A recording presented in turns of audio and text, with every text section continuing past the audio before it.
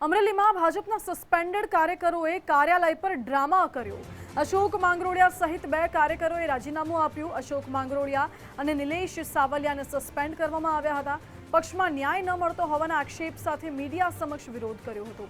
કાર્યકરોના drama પર અમરેલી ભાજપ મહામંત્રીએ રાજુ ભૂતૈયાએ ખુલાસો કર્યો છે। કહ્યું છે કે બંને કાર્યકરો ડિસેમ્બર 2024થી પક્ષમાંથી સસ્પેન્ડ કરાયેલા છે। ભાજપને બદનામ કરવા માટે જ રાજીનામાનું કાવતરું ઘડ્યાનો આક્ષેપ પણ લગાવ્યો।